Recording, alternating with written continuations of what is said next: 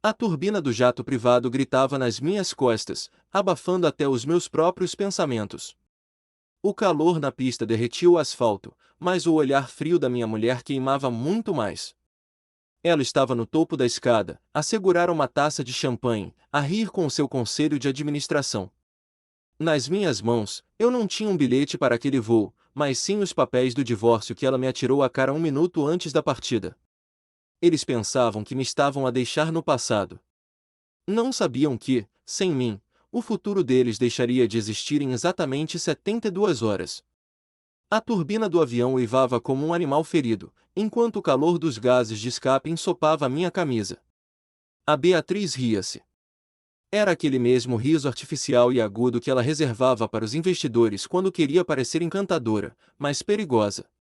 Esses mesmos investidores subiam agora as escadas do jato corporativo, agarrados a sacos de presentes com o logótipo da Nexus Tech e a taças de espumante caro mal acabadas. Eu estava lá embaixo. Não tinha mala, não tinha bebida, não tinha convite.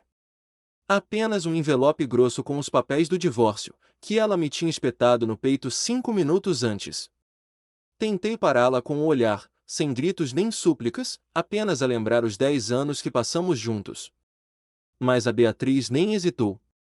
Rodou sobre os saltos altos, baixou os óculos de sol e atirou uma frase sobre como eu devia aproveitar o voo em classe comercial. Soou como uma piada interna que eu não tinha o direito de perceber. A porta do jato sibilou e fechou-se, cortando-me do mundo de sucesso que eu próprio tinha construído para ela. O jato não levantou o voo imediatamente. Ficou ali parado, como se eles quisessem que eu sentisse cada segundo da humilhação. Eu via as silhuetas nas janelas. Eles brindavam, celebravam mais um trimestre de domínio no mercado e, provavelmente, riam-se do homem que ficou parado no cimento a ferver do aeroporto de Lisboa. Eu não me mexi. A minha gravata batia contra o peito com o vento e o sol queimava minha cabeça, mas não pestanejei até o zumbido dos motores se dissolver no céu sobre o rio Tejo. Só então olhei para o relógio. Eram exatamente 14 horas e 15 minutos. O tempo começou a contar. Dei 3 passos para trás da linha amarela de segurança, tirei o telemóvel e marquei um número que não usava há mais de 4 anos. Não chamou. A ligação foi imediata. Disse apenas uma palavra. Ativado. Do outro lado da linha houve uma pausa curta. Depois, a voz calma e quase mecânica do meu antigo advogado confirmou a recepção do comando. Ele perguntou se eu autorizava mesmo a demissão sob o protocolo Sombra, de acordo com a cláusula 14. Respondi que sim. Ele lembrou-me do efeito dominó que aquilo iria provocar, avisando que não haveria volta a dar. Disse-lhe que contava exatamente com isso. Desliguei e caminhei em direção ao carro preto que esperava junto a um hangar próximo. O motorista abriu a porta em silêncio. Talvez devesse explicar quem sou. Para o mundo, eu era apenas o Lucas, o marido da bem-sucedida Beatriz, aquele tipo que ficava no canto nas festas e acenava com a cabeça quando falavam de grandes negócios. Mas a verdade é que o nome Nexus Tech, tal como cada linha de código no produto principal deles, só existia por minha causa. Quando nos casamos, passei todas as minhas patentes para um fundo anônimo para nos proteger de impostos e da publicidade. A Beatriz queria ser o rosto da empresa, brilhar nas capas das revistas, e eu dei-lhe isso. Eu escrevia o código, ela recebia os prêmios. Eu criava as estratégias, ela recebia os aplausos. Eu achava que éramos uma equipa. Ela achava que eu era um adereço. Hoje, ela cometeu um erro fatal. Ela não se limitou a deixar-me.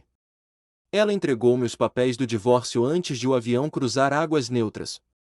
De acordo com o meu contrato secreto, qualquer tentativa de dissolução do casamento antes do fim do ciclo de 5 anos anulava automaticamente o acordo de licenciamento entre o meu fundo e a empresa dela.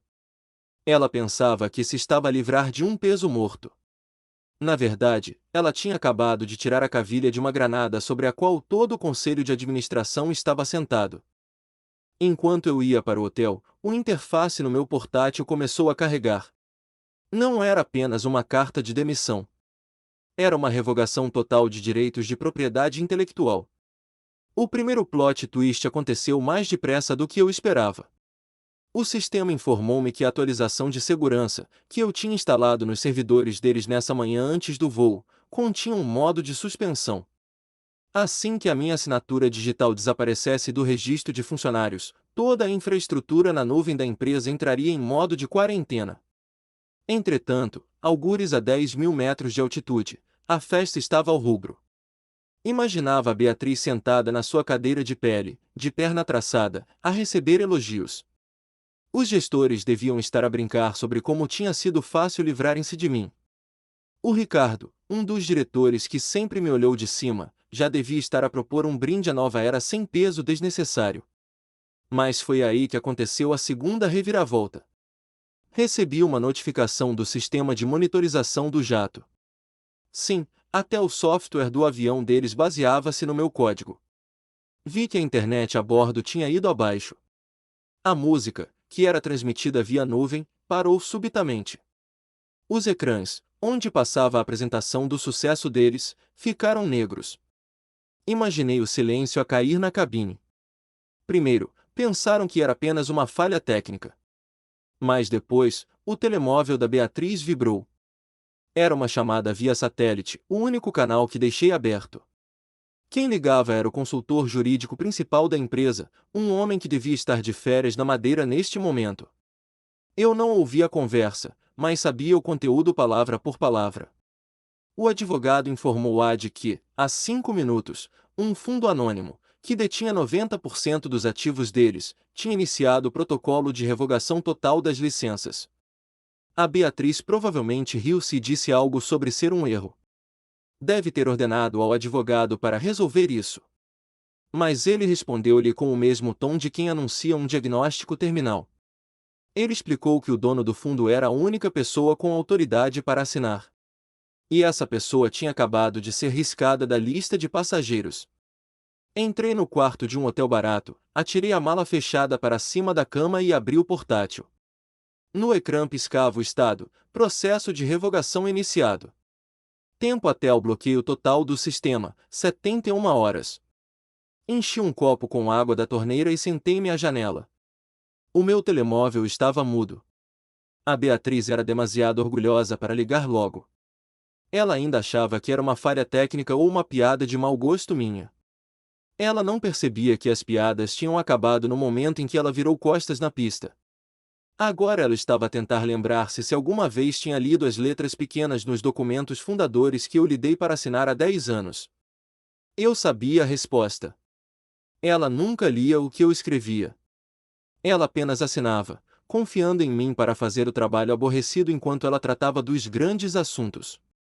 Agora, esse trabalho aborrecido estava a destruir o mundo dela, tijolo por tijolo. De repente, o ecrã do meu portátil ficou vermelho. Era um aviso do sistema de segurança da empresa. Alguém da equipe de informática em terra estava a tentar contornar o bloqueio usando um código administrativo. Sorri. Era um código que eu tinha escrito há 5 anos e deixado vulnerável de propósito, para ver se eles o encontravam. Eles morderam o isco. Assim que inseriram a palavra passe antiga, a armadilha que eu tinha montado para espiões industriais disparou. Em vez de dar acesso, o sistema enviou automaticamente relatórios sobre todas as fraudes financeiras do Conselho de Administração para os servidores da autoridade tributária. Aquele era o meu primeiro presente para eles. E a festa estava apenas a começar. O silêncio que se instalou na cabine do jato devia ser ensurdecedor, mais pesado do que a própria gravidade. Eu não precisava de estar lá para saber que o champanhe nas taças de cristal tinha perdido o gás e que os sorrisos triunfantes se tinham transformado em esgares de confusão. A 72 quilômetros de distância, no meu quarto de hotel bege, com paredes beges e cortinas beges. Eu observava o desenrolar da catástrofe através de linhas de código que corriam no meu ecrã como uma cascata digital. A Beatriz, que sempre se orgulhou de controlar todas as variáveis, estava prestes a descobrir que tinha passado a última década a viver numa casa alugada e que o senhorio tinha acabado de mudar a fechadura. Pelo meu monitoramento, a chamada com o departamento jurídico durou exatos 11 minutos e 30 segundos. Foi o tempo necessário para o advogado explicar a realidade brutal da situação. Imagino a voz dele a tremer enquanto revelava que a entidade fiduciária 4B93, a detentora de todas as patentes fundamentais da Nexus Tech, não era um conglomerado offshore sem rosto. Era eu. Durante anos, a Beatriz assumiu que eu tinha assinado uma renúncia de direitos. Ela nunca se deu ao trabalho de verificar que, na verdade, eu tinha assinado um acordo de licenciamento revogável. Ela achava que eu era o seu funcionário não remunerado. Legalmente, eu era o seu fornecedor exclusivo de oxigênio. Foi nesse momento que o primeiro sistema falhou. Eu programei a cascata para começar pelas coisas pequenas, as irritantes, antes de atingir as vitais. Primeiro, o acesso aos e-mails corporativos foi suspenso. No jato, os telemóveis dos diretores começaram a pedir novas credenciais de autenticação. Eles tentaram introduzir as suas palavras-passe habituais, mas o sistema rejeitou-as. Uma mensagem simples apareceu nos ecrãs: licença de utilizador expirada. Contacte o administrador da propriedade intelectual. O problema era que o administrador estava num quarto de hotel barato em Lisboa, a beber café solúvel e a ver o pânico instalar-se em tempo real. A seguir, foi a vez da infraestrutura de nuvem. A Nexus Tech tinha acabado de fechar um contrato de milhões com uma multinacional, prometendo uma integração de inteligência artificial sem falhas. A Beatriz tinha baseado toda a sua reputação nessa promessa. Mas a arquitetura dessa inteligência artificial, o chamado motor preditivo, era da minha autoria. Quando o relógio marcou as 15 horas, os servidores que alojavam esse motor entraram em modo de hibernação forçada. Para os clientes da Beatriz, parecia que a Nexus tinha simplesmente desligado a ficha. Eu recostei-me na cadeira desconfortável do hotel. Não havia raiva em mim, apenas uma frieza calculada. A raiva é desordenada, a raiva deixa impressões digitais. Isto era sobre precisão. Era sobre mostrar a alguém que a invisibilidade não significa inexistência. A Beatriz gostava de dizer nas entrevistas que o sucesso da empresa vinha da sua visão única. Agora, ela estava a aprender que uma visão sem estrutura é apenas uma alucinação. Então, aconteceu o primeiro grande plot twist que eu tinha preparado para este momento. A Beatriz, desesperada, tentou certamente aceder à cópia de segurança dos dados, o chamado cofre frio, acreditando que isso salvaria a empresa. O que ela não sabia era que o protocolo de segurança do cofre exigia uma verificação biométrica de retina de 2 fundadores. Durante anos, o sistema aceitou apenas a dela porque eu tinha deixado uma autorização administrativa ativa em segundo plano. Mas com a minha demissão formalizada no sistema, essa autorização desapareceu. Quando ela tentou abrir o cofre digital a partir do seu portátil seguro no avião, o sistema não só bloqueou o acesso como interpretou a tentativa como uma violação de segurança hostil. Em vez de restaurar os dados, o servidor iniciou o protocolo de terra queimada. Este mecanismo, que eu desenhei para proteger a propriedade intelectual em caso de roubo corporativo, começou a encriptar ficheiros aleatórios a uma velocidade de terabytes por segundo. Ela estava a tentar apagar um incêndio com gasolina. O telemóvel dela deve ter tocado novamente. Desta vez não era o advogado, mas sim o diretor financeiro. Ele devia estar em pânico, a gritar que as projeções de lucros para o próximo trimestre, que dependiam inteiramente das licenças que eu acabará de revogar, eram agora matematicamente impossíveis. Eles não tinham produtos para vender. Tinham apenas carcaças vazias de software que já não sabiam como funcionar. Mas o golpe final desta fase ainda estava por vir. Eu olhei para o relógio, 15 horas e 30 minutos. O sistema de correio automático ativou-se. Eu tinha configurado um bot para enviar uma notificação formal de alteração material de risco para todos os principais investidores e acionistas da empresa. Não era um aviso emocional, nem uma carta de vingança. Era um documento técnico, seco e preciso, informando que a base legal da tecnologia da Nexus Tech estava comprometida devido à saída do arquiteto principal. Enquanto a Beatriz ainda tentava processar o facto de que o seu império estava a desmoronar-se a 10.000 metros de altitude, os telemóveis dos seus maiores investidores começaram a vibrar em Londres, Nova York e Tóquio. Ela pensava que tinha 72 horas para resolver o problema em segredo. Eu certifiquei-me de que, antes de o avião dela aterrar, o mundo inteiro já saberia que a rainha estava nua. A turbulência no jato estava prestes a ficar muito pior, e desta vez, não tinha nada a ver com o clima. O anonimato é um escudo frágil quando o mundo inteiro decide que quer saber quem tu és. Eu tinha planeado ficar nas sombras, controlar a demolição à distância, como um maestro invisível a reger uma orquestra de caos digital. Mas subestimei a fome voraz da comunicação social por um escândalo. Cerca de 2 horas após o meu aviso inicial, o meu telemóvel vibrou com uma notificação de uma aplicação de notícias financeiras. O título não era sobre a queda das ações ou a falha técnica. O título era pessoal. Uma jornalista de investigação, conhecida por desenterrar segredos corporativos em Lisboa, tinha feito o que a própria Beatriz nunca se dera ao trabalho de fazer: ela seguiu o rastro do dinheiro até a origem. O artigo era brutal na sua precisão cirúrgica.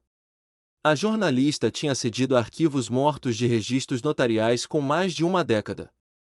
Lá, aninhado entre parágrafos de burocracia legal e carimbos desbotados, estava a prova que destruía a narrativa da CEO visionária que a Beatriz construíra tão cuidadosamente. Mas o texto não era a pior parte. A meio da página, carregou uma fotografia preto e branco, granulada, digitalizada de um jornal local antigo. Era eu. Estava mais novo, com o cabelo despenteado, a usar um fato que me ficava um pouco largo, a apertar a mão ao Raimundo, o falecido fundador original da empresa. A legenda era simples e devastadora: o verdadeiro arquiteto da Nexus Tech, presente no dia 1, muito antes da chegada da atual gestão. Fiquei a olhar para aquela imagem no ecrã do meu portátil barato. Eu lembrava-me daquele dia. Lembrava-me de como o Raimundo me tinha dito que estávamos prestes a mudar o mundo. Lembrava-me também de, meses mais tarde, ter sugerido ao Raimundo que contratasse uma jovem gestora ambiciosa que eu tinha conhecido, alguém que podia dar uma face pública ao nosso código. Eu tinha trazido a Beatriz para dentro. Eu tinha lhe dado a cadeira onde ela se sentava agora. Ela tinha apagado essa memória, reescrito a história na sua cabeça até acreditar que tinha conquistado aquele lugar sozinha. Agora, a internet estava a lembrá-la da verdade. O jato aterrou finalmente em Lisboa. Eu sabia o momento exato em que as rodas tocaram na pista, não porque estivesse a ver o radar, mas porque o meu telemóvel começou a iluminar-se incessantemente. A Beatriz estava a ligar. Primeiro uma vez, depois duas, depois 5. Observei o nome dela aparecer no ecrã, sentindo uma estranha dissociação, como se estivesse a ver um filme sobre a vida de outra pessoa. Durante anos, eu teria atendido ao primeiro toque. Eu teria largado tudo para resolver o problema dela. Mas o homem que fazia isso tinha ficado no asfalto quente daquela pista de descolagem. Deixei a última chamada ir para o voicemail. Quando a notificação de nova mensagem apareceu, hesitei por um momento antes de carregar no play. A voz dela encheu o pequeno quarto de hotel. Não estava zangada, nem sequer estava triste da maneira como uma esposa estaria. Estava aterrorizada, mas era um terror profissional. A voz dela tremia, não porque tivesse perdido o marido, mas porque tinha perdido o ativo mais valioso do seu portfólio. Ela falava em nós, dizia que podíamos resolver isto. Implorava para eu não destruir o que construímos. Ela ainda não percebia. Ela estava a tentar negociar com o código-fonte, a tentar usar charme num algoritmo. Ela não estava a falar com o Lucas, o homem, estava a falar com a entidade fiduciária 4B93. E as entidades fiduciárias não têm sentimentos. Foi nesse momento que percebi que a defesa passiva já não era suficiente. A Beatriz era uma sobrevivente, dada a oportunidade, ela encontraria uma forma de distorcer a narrativa, de me pintar como um vilão vingativo e instável, talvez até processar-me por sabotagem corporativa se conseguisse encontrar uma brecha legal. Eu precisava de fazer um movimento que ela não pudesse prever, um movimento de cavalo no tabuleiro de xadrez que mudasse fundamentalmente a geometria do jogo. Eu não podia apenas retirar o meu apoio, eu tinha de dar a arma a outra pessoa. Abri uma nova janela segura no meu navegador e acedi a um servidor encriptado. Havia um ficheiro que eu mantinha lá, uma espécie de chave mestra para a integração dos sistemas da Nexus Tech com plataformas externas. Durante anos, a maior concorrente da Beatriz, uma empresa agressiva chamada Vortex baseada no Porto, tentará replicar a nossa tecnologia sem sucesso. Eles tinham o capital, tinham o marketing, mas faltava-lhes a elegância da arquitetura que eu tinha desenhado. Comecei a redigir um e-mail. O destinatário era o CEO da Vortex, um homem que a Beatriz desprezava publicamente e ridicularizava em privado. O assunto da mensagem era apenas um código numérico, algo que eu sabia que chamaria a atenção dele imediatamente. No corpo do texto, não escrevi ameaças nem pedidos. Apenas anexei um documento, uma proposta de consultoria exclusiva e transferência de ativos de propriedade intelectual. Eu não estava a oferecer-me para trabalhar para eles. Eu estava a oferecer-lhes a oportunidade de comprar legalmente a fundação sobre a qual a empresa da Beatriz estava construída. As minhas mãos não tremiam enquanto eu anexava os ficheiros de prova de autoria. Era uma traição? Talvez, aos olhos dela.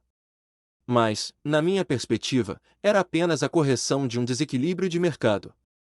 A Beatriz tinha decidido que eu era um passivo descartável. Eu estava apenas a demonstrar ao mercado que, na verdade, eu era o ativo mais líquido e volátil em jogo. Hesitei com o cursor sobre o botão de envio. Sabia que, no momento em que clicasse, não haveria retorno. A Nexus Tech não iria apenas sofrer um revés, iria ser canibalizada. As ações da Beatriz, o seu legado, o seu futuro, tudo seria absorvido pelos seus rivais.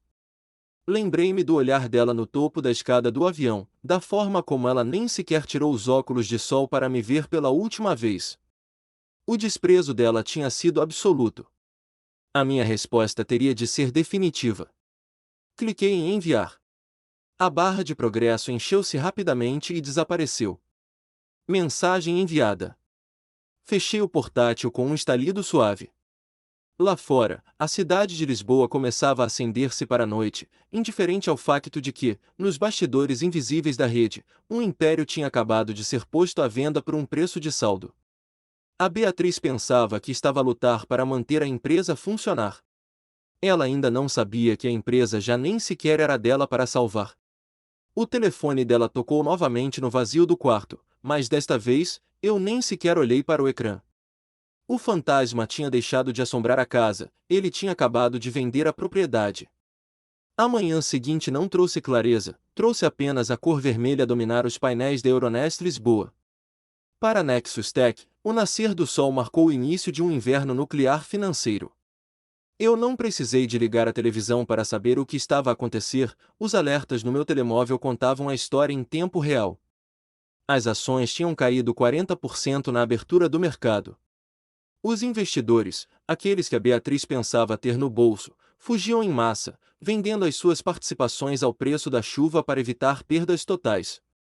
O mercado não perdoa incertezas, e eu tinha acabado de transformar a empresa mais estável do país numa gigantesca dúvida. O mais irônico, porém, não foi a queda financeira, mas sim a rapidez da traição humana. Aqueles mesmos membros do conselho de administração, que horas antes brindavam com champanhe e riam da minha expulsão no jato privado, foram os primeiros a virar-se contra ela. Antes do almoço, já circulavam comunicados de imprensa onde os diretores se distanciavam da gestão da Beatriz, citando falhas graves na devida diligência e ocultação de riscos críticos. Eram ratos abandonar o navio, usando a capitã como escada para se salvarem do afogamento. A lealdade que ela pensava ter comprado com bônus e jantares caros evaporou-se no momento em que a conta chegou. Eu sabia onde ela estaria. Não no escritório de vidro no Parque das Nações, agora cercado por jornalistas e credores, mas no único lugar onde ela ainda se sentia segura. Conduzia até a nossa antiga casa em Sintra, uma vivenda moderna isolada na serra que compramos com o primeiro grande cheque que a empresa recebeu. O portão estava destrancado, um sinal de descuido impensável para Beatriz de ontem, mas perfeitamente natural para Beatriz de hoje. Encontrei-a na sala de estar, sentada no sofá de design italiano onde nunca nos sentávamos porque era demasiado valioso para usar. As cortinas estavam fechadas, bloqueando a luz da tarde, e a sala cheirava a café frio e estagnação. Ela levantou os olhos quando entrei. Não havia a arrogância da pista de descolagem, nem a fúria da chamada telefônica. Havia apenas um cansaço profundo e uma confusão genuína. Ela olhou para mim como se eu fosse um estranho que tinha invadido a sua casa, e talvez eu fosse. O homem que ela conhecia, o marido submisso e silencioso, tinha morrido naquele asfalto. Quem estava ali agora era o arquiteto. Ela tentou falar, a voz rouca, começando uma frase sobre como podíamos reverter a situação, como o conselho estava a tentar afastá-la e como precisava da minha assinatura para recuperar o controle. Ela ainda acreditava que isto era uma negociação conjugal. Ela ainda achava que podia apelar ao nosso passado para salvar o seu futuro. Eu não disse uma palavra. Apenas caminhei até a mesa de centro de vidro e coloquei uma pasta azul sobre ela. O som do dossiê a bater no vidro ecoou na sala silenciosa como um tiro. Não eram papéis de reconciliação. Eram cópias do acordo que eu tinha acabado de formalizar com a Vortex. A Beatriz pegou na pasta com mãos trêmulas. Observei os olhos dela percorrerem o documento, a lerem os termos da aquisição estratégica de ativos. Vi o momento exato em que a compreensão a atingiu. Ela percebeu que a Vortex, a sua maior rival, não estava apenas a tentar competir, estava a preparar-se para absorver toda a tecnologia da Nexus por uma fração do valor real. E o consultor especial que estava a facilitar essa transição, garantindo que a propriedade intelectual fosse transferida legalmente sem falhas para os novos donos, era eu. Ela deixou cair o papel. O olhar que me lançou não foi de ódio, foi de choque puro. Ela finalmente compreendeu a magnitude do seu erro. Ela não tinha apenas perdido o marido ou engenheiro-chefe. Ela tinha criado seu próprio carrasco. Eu expliquei-lhe, com uma calma que me surpreendeu, que o conselho de administração já tinha recebido a mesma proposta. Dado o colapso das ações, eles não teriam outra escolha senão aceitar a oferta da Vortex para evitar a falência total. A única condição que a Vortex impôs, uma cláusula que eu insisti em incluir pessoalmente, era uma reestruturação completa da liderança executiva. A Beatriz estava encostada à parede, metaforicamente e literalmente. O império que ela acreditava ser dela por direito estava prestes a ser vendido peça por peça, e a caneta que assinaria a venda estava na minha mão. Ela perguntou-me, num sussurro quase inaudível, por quê? Por que é que eu tinha ido tão longe? Eu não respondi com discursos sobre justiça ou vingança. Apenas olhei para o relógio, o mesmo que verifiquei na pista de descolagem, e virei costas. O tempo dela tinha acabado. O meu estava apenas a começar. A assinatura final não aconteceu sob os holofotes de uma conferência de imprensa, mas sim no silêncio pesado de um escritório de advogados na Baixa de Lisboa. A Vortex aceitou a minha proposta. Mas o mundo financeiro ficou chocado com o preço da transação. Eu não vendi os direitos de propriedade intelectual por milhões, nem por ações. Eu vendi a fundação tecnológica de uma vida inteira pela quantia simbólica de €1. Para os analistas de mercado, aquilo parecia loucura. Para mim, era o preço da liberdade. O dinheiro nunca foi o objetivo era garantir que o veneno que infectou a Nexus Tech fosse drenado até a última gota. A venda por €1 vinha com um anexo inegociável, a que chamei cláusula 15. Esta cláusula estipulava que a aquisição só seria válida mediante a dissolução imediata e total do atual Conselho de Administração da Nexus Tech, sem direito a indenizações ou paraquedas dourados. A justificação legal baseava-se nos relatórios de negligência grave que o meu sistema tinha enviado automaticamente para as autoridades fiscais dias antes. Eles não saíram ricos, saíram sob investigação. E no topo dessa lista de despedimentos estava, inevitavelmente, a Beatriz. Quando saí do escritório, vi a cena que encerrava o ciclo perfeitamente. A Beatriz estava no passeio, do lado de fora do edifício da empresa que ela costumava chamar de o meu império. Ela não tinha seguranças a abrir-lhe caminho, nem assistentes a carregar a mala. Tinha apenas uma caixa de cartão com os seus pertences pessoais, vigiada por um guarda de segurança que, ironicamente, parecia mais simpático do que qualquer diretor que ela alguma vez contratou. Ela olhou para mim. Desta vez, não houve óculos de sol para esconder os olhos, nem jatos privados para fugir. Havia apenas o reconhecimento silencioso de que a gravidade afeta a todos, especialmente aqueles que voam demasiado alto sem saberem como as asas funcionam. Eu não parei para falar. Não havia nada para dizer que o silêncio já não tivesse gritado. Atravessei a rua, misturando-me com os turistas e os locais que enchiam as ruas de calçada portuguesa. O nome Nexus Tech deixaria de existir na semana seguinte. A Vortex iria fazer um rebranding total, limpando a mancha corporativa e integrando meu código numa nova estrutura, gerida por pessoas que valorizavam a engenharia acima da imagem. O meu trabalho estava feito. O arquiteto tinha demolido o prédio condenado para que algo honesto pudesse ser construído no seu lugar. Caminhei até um quiosque no miradouro de São Pedro de Alcântara. Pedi uma bica e fiquei a olhar para a cidade estendida à minha frente, o castelo de São Jorge a brilhar ao sol poente. O meu telemóvel vibrou no bolso. Era uma notificação do banco, confirmando a transferência simbólica de €1. Sorri. Aquele era o euro mais valioso que alguma vez ganhei. Ele comprava o meu anonimato de volta. Comprava a minha paz. A Beatriz passaria os próximos anos em tribunais em tentativas desesperadas de limpar o nome. Os membros do conselho estariam ocupados a culparem-se uns aos outros para evitar a prisão. Mas eu? Eu era apenas um homem a beber café, a sentir a brisa fresca do Tejo. Eu não queria ser CEO, nunca quis a fama. Eu só queria ser respeitado. E agora, enquanto o sol se punha sobre as ruínas do que fomos, eu sabia que a lição tinha sido dada. As sombras não servem apenas para esconder, por vezes, são elas que definem a luz. Terminei o café, deixei a moeda de €1 como gorjeta na mesa e afastei-me, finalmente a caminhar em direção ao meu próprio futuro, sem olhar para trás.